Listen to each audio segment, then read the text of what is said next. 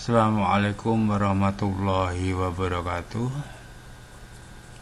Selamat pagi anak-anak. Selamat bertemu kembali dalam pembelajaran pendidikan agama Islam kelas 10 semester 1. Bagaimana kabarmu hari ini anak-anak? Sehat?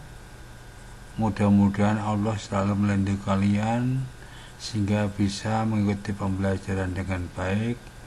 Insyaallah dengan pembelajaran yang baik kita akan bisa mengambil hikmah atau manfaatnya. Tema kita hari ini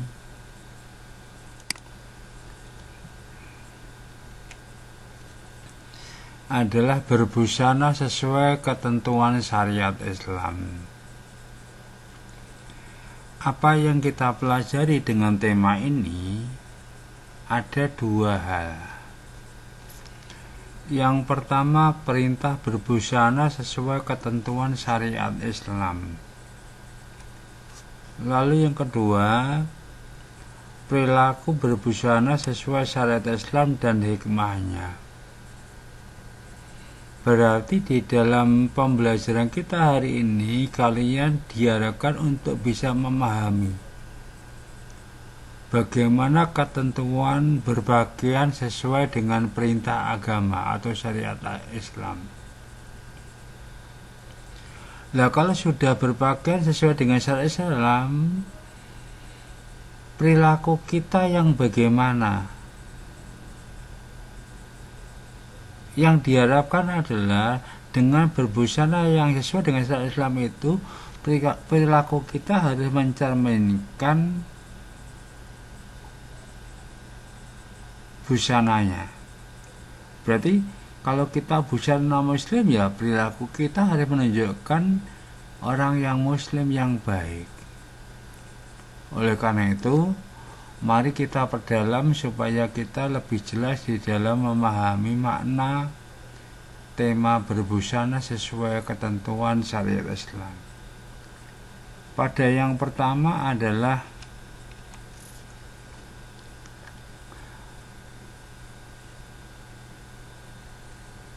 perintah berbusana sesuai ketentuan syariat Islam. Apa yang kita pelajari? Yang pertama harus kita pahami pengertian busana menurut Islam itu yang bagaimana. Nah, di dalam Islam ternyata ketentuan itu diatur bahwa busana menurut syariat Islam tidak hanya berfungsi untuk menutup dan melindungi tubuh, tetapi berfungsi pula untuk menutup aurat dari orang lain yang bukan mahramnya atau bukan muhrimnya. Berarti dengan kata lain, busana dalam konsep Islam harus meliputi tiga hal. Yang pertama adalah menutup aurat. Yang kedua, melindungi tubuh. Lalu yang ketiga adalah pakaian itu sesuai dengan ketentuan Islam. Lalu bagaimana dalil yang dipakai untuk menentukan bagaimana berbusana yang baik?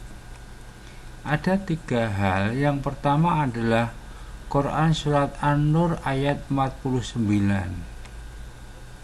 Lalu yang kedua Quran surat Al-Ahzab ayat 59. Yang ketiga adalah hadis Nabi riwayat Muslim. Bagaimana isi dari Quran surat An-Nur, Al-Ahzab dan hadis Nabi itu nanti kita perdalam di pembahasan kita. Lalu syarat-syarat berbusana yang sesuai dengan syariat Islam itu yang bagaimana? Secara umum, kita ambil simpel aja, secara umum busana atau pakaian yang sesuai itu harus bersih dan suci. Karena busana itu juga akan kita pakai untuk beribadah, kita pakai untuk belajar dan yang lain-lain, maka harus memenuhi kriteria bersih dan suci. Lalu yang kedua, terbuat dari bahan yang tidak diperbolehkan. Terbuat dari bahan yang diperbolehkan. Artinya bahan yang digunakan adalah bahan yang tidak dilarang oleh agama. Lalu yang ketiga, tidak tipis dan tidak memperlihatkan lekuk tubuh. Artinya jangan sampai kita memakai pakaian yang ketat, yang tembus pandang, atau yang bisa menonjolkan tubuh kita. Ini yang oleh agama dilarang. Maka dalam ketentuan yang sederhana harus bersih, suci, terbuat dari bahan yang diperbolehkan, tidak tipis dan tidak memperlihatkan lekuk tubuh. Oke, bagaimana untuk memperjelas konsep ini? Mari kita lihat penjelasannya. Tadi sudah disinggung bahwa pakaian yang baik itu adalah pakaian yang bisa menutup aurat. Lalu kalau muncul pertanyaan, apa sih yang dimaksud aurat? Secara bahasa, aurat itu maknanya malu, aib dan buruk. Dalam konteks bahasa Arab, kata aurat berasal dari kata awira, yang artinya hilang perasaan. Kalau kata awira atau aurat ini digunakan untuk mata, berarti akan hilang cahayanya dan lenyap pandangannya. Maka pada umumnya kata aurat itu memberi makna yang tidak baik dipandang, memalukan dan mengecewakan. Nah, dalam konteks hukum Islam, yang dimaksud aurat adalah batas minimal dari bagian tubuh yang wajib ditutupi karena perintah Allah. Artinya berarti aurat itu adalah sesuatu yang harus ditutupi. Karena kalau tidak ditutupi akan bermakna yang tidak baik atau memalukan atau dianggap buruk. Itu yang dimaksud dengan aurat. Berikutnya sekarang. Lalu bagaimana dengan pengertian pakaian? Dalam istilah Islam ada istilah jilbab dan busana muslimah. Utamanya ini berlaku bagi untuk kaum wanita atau kaum muslimah. Jilbab secara etimologi diartikan sebuah pakaian yang longgar untuk menutup seluruh tubuh perempuan, kecuali muka dan kedua telapak tangan. Tolong digarisbawahi, berarti yang dimaksud jilbab adalah sebuah pakaian yang longgar untuk menutup tubuh perempuan, kecuali muka dan kedua telapak tangan. Nah, istilah jilbab bisa pula dimaknai dengan himar, atau dalam bahasa Inggris jilbab dimaknai dengan veil atau veil. Inti dasarnya jilbab adalah untuk menutup bagian dada hingga kepala wanita dan untuk menutup aurat perempuan. Nah, untuk menutup anggota tubuh itu di dalam kebiasaan masyarakat kita dikenal dengan istilah kerudung, hijab, atau yang lainnya. Jadi tolong digarisbawahi bahwa jilbab itu atau pakaian jilbab itu adalah pakaian yang longgar untuk menutup seluruh tubuh perempuan kecuali muka dan kedua telapak tangan. Berarti kalau ada di antara kita yang memakai pakaian jilbab, pakai kerudung tetapi pakaiannya itu ketat atau bahkan memperlihatkan anggota tubuhnya, itu berarti dilarang oleh agama. Maka ada istilah jilbab, ada istilah busana muslimah. Ada pula yang disebut dengan istilah pakaian. Nah, pakaian itu sendiri dalam istilah yang sederhana dimaknai sebagai barang yang dipakai. Lah, barang yang dipakai itu bisa meliputi baju, celana, atau yang lainnya. Lah, pakaian dalam istilah yang lain dikenal pula dengan sebutan busana. Lah, kalau dipakai oleh seorang wanita muslim maka dikenal dengan busana muslim atau busana muslimah. Jadi yang dimaksud dengan busana muslimah adalah pakaian yang dipakai oleh perempuan, atau dalam istilah yang lain adalah pakaian yang dipakai oleh perempuan muslim. Itu disebut dengan busana muslimah. Lah, busana muslimah berarti pakaian wanita Islam yang dapat menutup aurat yang diwajibkan oleh agama untuk menutupinya. Gunanya apa? Adalah untuk kemaslahatan dan kebaikan wanita itu sendiri serta masyarakat di mana ia berada. Kenapakah untuk kemaslahatan wanita itu sendiri dan kebaikan untuk masyarakat? Karena kalau wanita itu tidak menutup auratnya, justru akan membahayakan pada dirinya. Maka oleh agama diperintahkan agar auratnya itu ditutupi.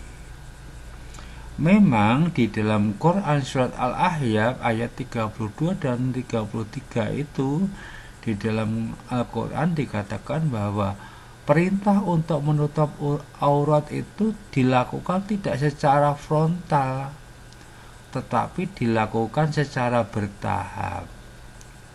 Yang mulanya perintah ini diperintahkan atau diperuntukkan kepada istri-istri Nabi agar berbusana sesuai dengan yang ditetapkan oleh Allah. Tetapi lama-kelamaan orang-orang yang beragama Islam atau wanita yang beragama Islam dianjurkan untuk menutup auratnya demi untuk menjaga kemaslahatan dan kebaikan bagi wanita itu sendiri. Itu makna kita berbusana sesuai dengan perintah agama. Lalu, kenapa kita harus memakai pakaian yang dianjurkan? Ternyata pakaian itu punya fungsi.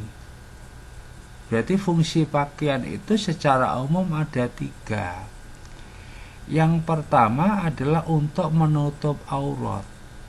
Agar aurat kita tidak dilihat oleh orang lain, maka agama memerintahkan untuk menutupnya. Timbulnya perzinahan, timbulnya pemerkosaan, dan yang lain-lain itu kebanyakan disebabkan oleh aurat yang tidak tertutup. Lalu yang kedua, fungsi pakaian yang kedua, untuk memperindah jasmani kita. Pakaian itu adalah perhiasan. Dengan memakai pakaian yang indah, yang sesuai itu, maka tubuh kita akan menjadi juga indah. Oleh karena itu, kadang-kadang busana menentukan penampilan kita. Ajining diri ana ing busana. Itu. Ada juga yang mengatakan ajining diri ana ing lati, ajining raga ana ing busana.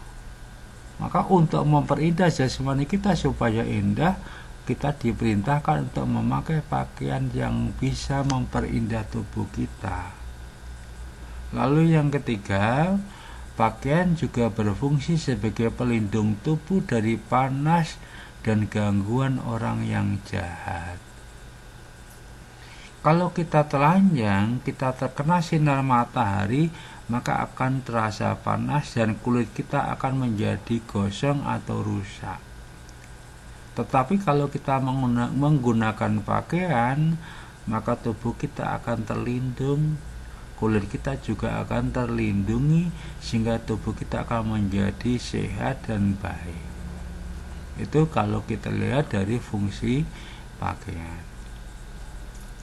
Lalu bagaimana batasan aurat?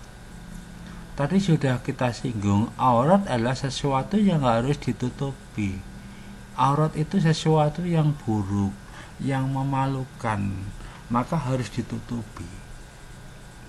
Maka batasan aurat itu bagi laki-laki dan perempuan berbeda. Untuk aurat laki-laki, batasannya adalah antara pusar dan lutut. Sepandang lutut dan pusar tertutupi, maka sudah dianggap berpakaian atau berbusana. Sementara untuk perempuan, khususnya adalah perempuan yang sudah dewasa, auratnya adalah seluruh tubuh kecuali telapak tangan dan muka. Berarti seluruh tubuh wanita itu hakikatnya adalah aurat, maka harus ditutupi. Anak-anakku sekalian, kalau kita lihat di masyarakat secara umum, banyak model pakaian yang kadang-kadang tidak memperlihatkan atau tidak menggambarkan ciri orang yang beragama. Pakaiannya minim, tidak menutup aurat, bahkan mempertontonkan anggota tubuhnya. Kalau itu dibiarkan, maka akan berdampak kurang positif bagi orang yang memakainya. Apalagi kalau itu dipakai oleh seorang wanita muslim. Kita lanjut. Lalu, bagaimana pakaian yang baik menurut Islam? Menurut agama? Agama mengajak kepada kita bahwa hendaknya kita memakai pakaian yang baik. Maka pakaian yang baik menurut Islam itu yang pertama adalah yang menutup aurat. Islam tidak membatasi, tetapi yang penting pakaian yang dikenakan itu menutup aurat. Lalu yang kedua, pakaian itu yang sederhana, tidak berlebihan. Jadi kita boleh memakai pakaian dengan cara apapun, yang penting jangan berlebihan. Karena berlebihan itu bahkan menjadi tidak baik, karena bisa jadi menjadi temannya setan. Akhirnya muncul sifat riya, pamer, dan yang sejenisnya. Bahkan Nabi sendiri menentukan sebaiknya pakaian itu berwarna putih, karena putih itu menggambarkan kesucian, kebersihan. Tetapi apakah harus selalu putih? Tidak. Kalimat sebaiknya itu bersifat anjuran. Maka boleh saja kita memakai pakaian sesuai dengan selera kita, yang penting adalah menutup aurat, sederhana dan tidak berlebihan. Lalu yang keempat, sebaiknya pakaian itu yang longgar dan tidak ketat atau tidak transparan. Maka kita dianjurkan jangan sampai memakai pakaian yang terlalu ketat, sehingga akan mempertontonkan lekuk tubuh kita. Itu sama dengan orang yang berpakaian tapi dianggap telanjang. Lalu yang kelima, berbahan tebal dan tipis. Artinya pakaian itu sebaiknya pakaian yang tebal, jangan kainnya yang tipis. Kalau yang tipis nanti bisa malah memperlihatkan anggota tubuh kita. Nah, anak-anak, sekarang kita perhatikan kembali. Tadi sudah kita singgung bahwa dalil atau perintah berpakaian itu ada 3. Yang pertama adalah Quran surat An-Nur ayat 31, lalu yang kedua Quran surat Al-Ahzab, yang ketiga adalah hadis Nabi. Nah, sekarang coba kita lihat Quran surat An-Nur. Di dalam Quran surat An-Nur ini Allah perintahkan kepada hambanya, utamanya adalah wanita yang muslimah atau wanita yang mukmin, agar menjaga kehormatan diri mereka dengan cara menjaga pandangan, menjaga kemaluan, dan menjaga aurat. Berarti kalau kita lihat pada ayat ini, Allah perintahkan kepada kita dengan menjaga 3 hal. Yang pertama, kita diperintahkan untuk menjaga pandangan. Yang kedua, menjaga kemaluan. Yang ketiga adalah menjaga aurat. Kenapa kok diperintahkan untuk menjaga 3 hal itu? Karena dengan menjaga ketiga hal tersebut, dipastikan kehormatan seorang mukmin atau mukminah akan terjaga. Bahkan ayat ini menegaskan bahwa setiap orang yang mukmin untuk menjaga pandangan dan kemaluannya. Jadi kalau kita tidak mampu menjaga perintah Allah, yaitu menjaga pandangan, menjaga kemaluan, dan menjaga aurat, bahkan akan muncul banyak persoalan-persoalan yang bersifat negatif. Contohnya terjadi perzinahan, terjadi pemerkosaan, terjadi pelecehan, yang ini disebabkan oleh kita sendiri yang tidak mampu untuk menjaga aurat kita, tidak mampu menjaga kemaluan kita, dan kita tidak mampu menjaga pandangan kita. Itu adalah kandungan Quran surat An-Nur ayat 31. Oke, sekarang kita beri penjelasan. Lalu apa yang dimaksud dengan menjaga pandangan? Tadi kan ada 3 perintah untuk menjaga. Yang pertama adalah menjaga pandangan. Pandangan utamanya adalah pandangan mata, digambarkan oleh ayat itu seperti panah setan yang siap ditembakkan kepada siapa saja. Panah setan itu adalah pandangan liar yang tidak menghargai kehormatan diri sendiri dan orang lain.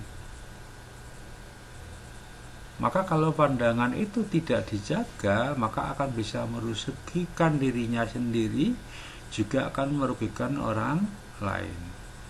Maka kalau kita tidak mampu menjaga pandangan mata, bahkan agama mengatakan termasuk zina mata. Zina mata itu hukumnya haram. Maka kita dianjurkan untuk menjaga pandangan kita agar kita tidak terjerumus pada perilaku-perilaku yang bisa merusak keimanan. Terus yang kedua, menjaga kemaluan. Kenapa kita diperintahkan oleh agama untuk menjaga kemaluan kita? Kalau kita tidak mampu untuk menjaga kemaluan kita, maka akan bisa merusak pandangan mata kita. Kalau pandangan mata kita tidak bisa kita kendalikan, maka akan berdampak timbulnya perzinahan, minimal zina mata. Lah kalau terjadi zina mata, bisa jadi adalah terjadi perbuatan yang bisa melecehkan bagi kaum wanita, melecehkan pada orang yang tidak berbakat sebagaimana mestinya. Dampak yang terjadi berarti akan merusak kehormatan dirinya. Kenapa? Karena perilaku yang tidak mampu menjaga kemaluan akan terjerumus ke dalam zina. Bukan hanya harga dirinya yang rusak, orang terdekat di sekitarnya juga akan ikut tercemar. Siapa mereka? Minimal orang tua kita juga akan malu.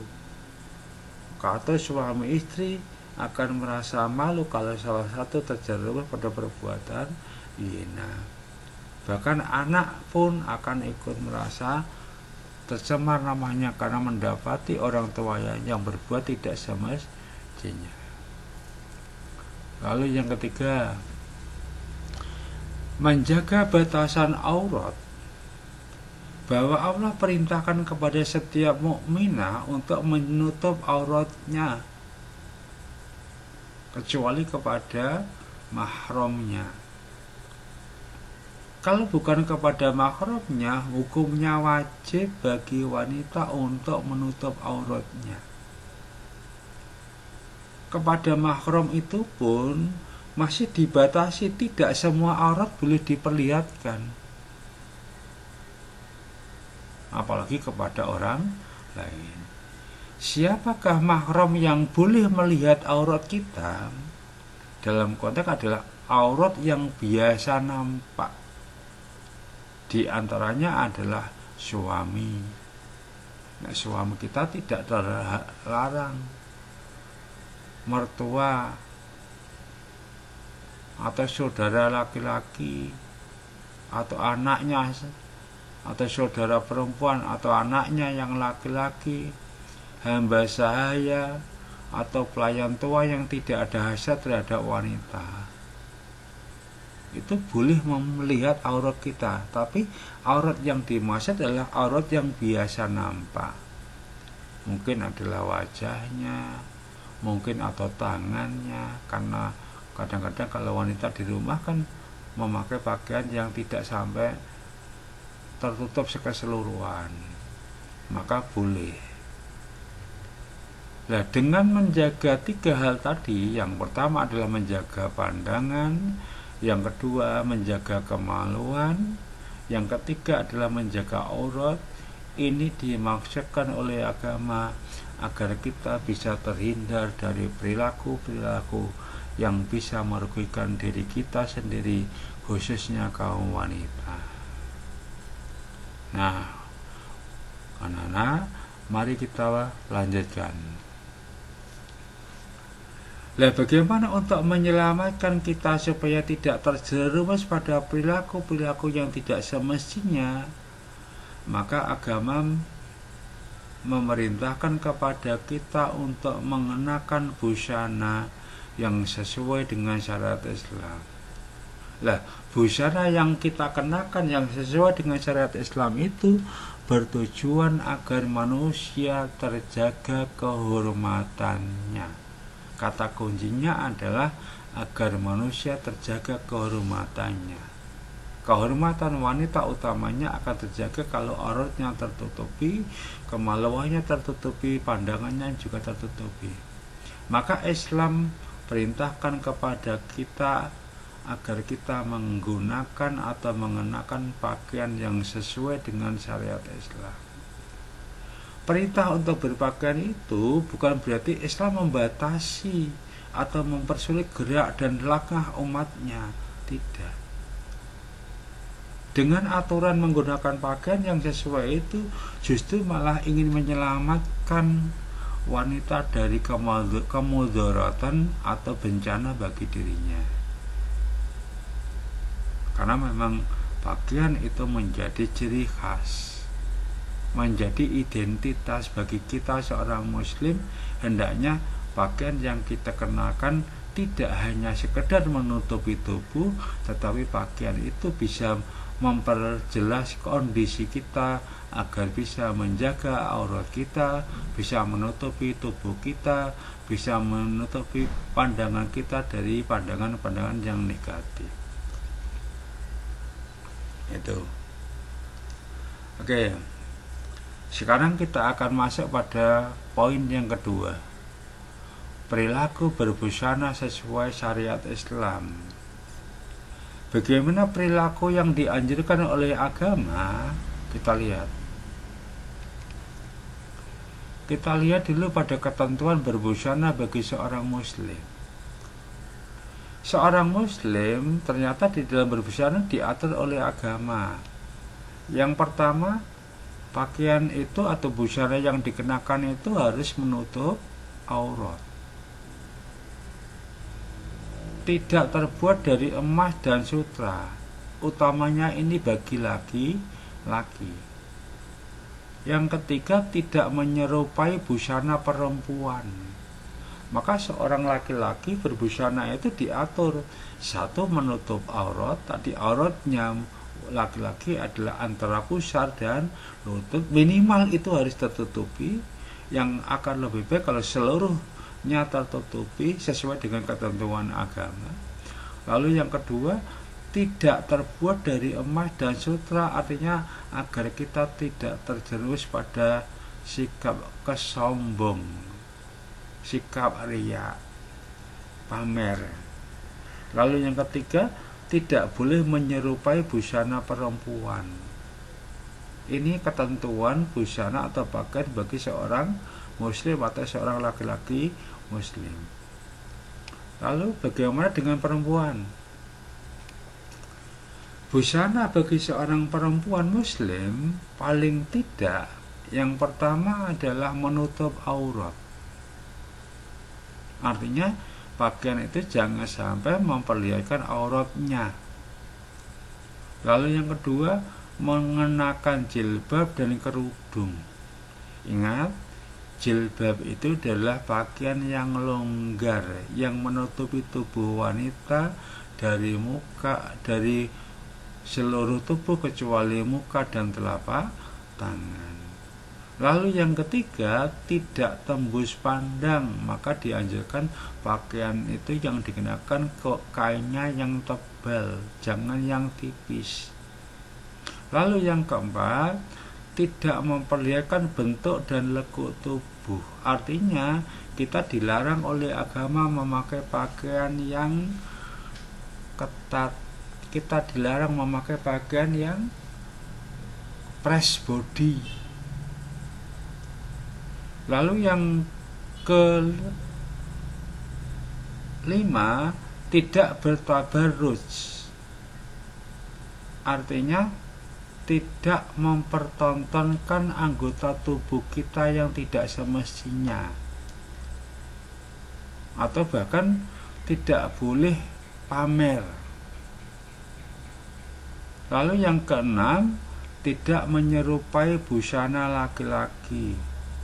Padahal kalau sekarang kita perhatikan di masyarakat, banyak sekali wanita yang berbusana seperti laki-laki. Contohnya memakai celana panjang yang ketat, pakai jeans, pakai kaos yang press body, rambut cepak, kadang-kadang ada yang ditato.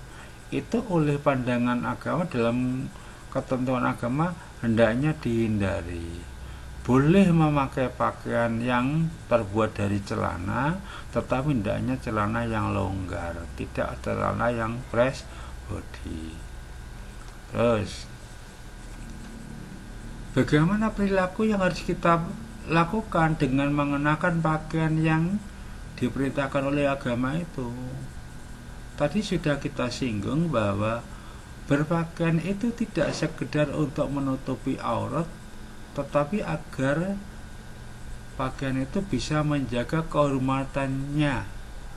Menjaga kehormatan utamanya adalah bagi wanita. Maka kalau kita sudah menggunakan pakaian yang sesuai dengan syariat agama itu, diharapkan perilaku kita juga mencerminkan pakaian yang kita kenakan. Maka perilaku yang dianjurkan sesuai dengan perintah agama yang pertama adalah sopan, santun, dan ramah. Artinya kalau kita menggunakan pakaian muslim, hendaknya kita ya mencerminkan orang muslim yang sikapnya sopan, santun, ramah, tidak galak, tidak judes. Lalu yang kedua, jujur dan amanah. Artinya kalau kita itu berpakaian busana muslim atau busana muslimah, ya kita harus mencerminkan seorang yang jujur, yang amanah, yang dapat dipercaya. Pakaiannya jilbab kok suka menipu, pakaiannya jilbab kok suka berkata bohong, itu berarti tidak mencerminkan orang yang berbusana muslim. Lalu yang ketiga, gemar beribadah. Di antara kita itu banyak pakaian busana muslim itu hanya sebagai formalitas. Nek mangkat sekolah itu berpakaian muslim, baru omah dicopot, dilepas. Lah, bahkan ada juga yang berbusana muslim tapi sholat ya ora tahu, puasa ya ora tahu. Lah itu berarti tidak mencerminkan pakaiannya. Maka logikanya semestinya orang yang berpakaian busana muslim mencerminkan orang yang gemar beribadah. Lalu yang keempat, gemar menolong sesama. Berarti orang yang sering menggunakan pakaian muslim berarti orang yang patuh dan taat pada perintah agama. Hendaknya dia juga menjadi orang yang mencerminkan pakaiannya adalah menjadi orang yang gemar menolong sesama, senang membantu orang lain. Karena apa? Kita menjadi ciri khas orang muslim adalah senang tolong menolong, suka bantu membantu. Lalu yang kelima, menjalankan amar ma'ruf nahi mungkar. Artinya apa? Orang yang berbusana muslim harus mencerminkan perilaku senang mengajak pada kebaikan dan meninggalkan yang buruk.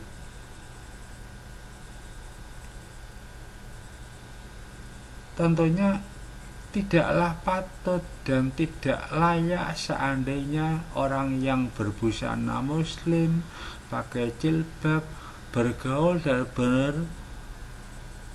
berbuat yang tidak semestinya.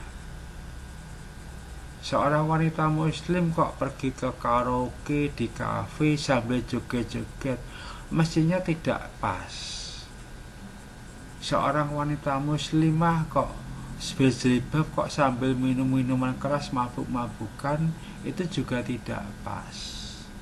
Demikian pula laki-laki yang berbusana muslim tidaklah patut dan tidak pantas sekiranya dia melakukan perbuatan-perbuatan yang dilarang oleh agama.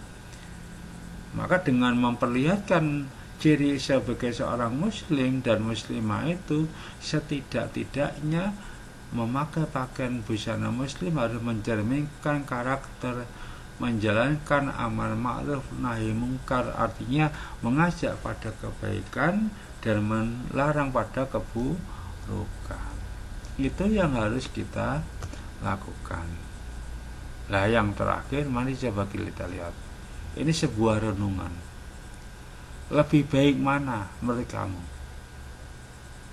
Ada satu ungkapan, lebih baik tidak berjilbab tetapi sopan pada sesama, menjaga perkataan dusta dan ghibah serta lainnya, daripada berjilbab tetapi tidak berakhlak baik pada sesama.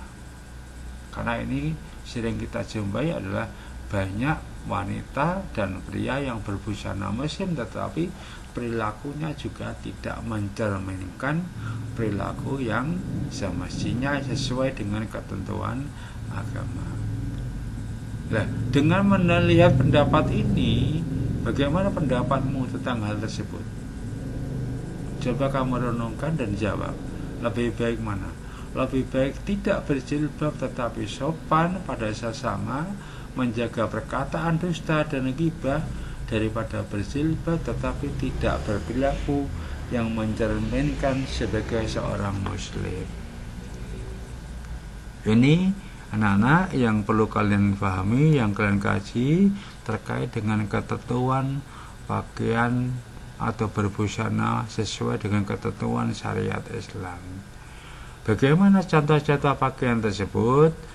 Kita akan lihat pada bahasan yang berikutnya.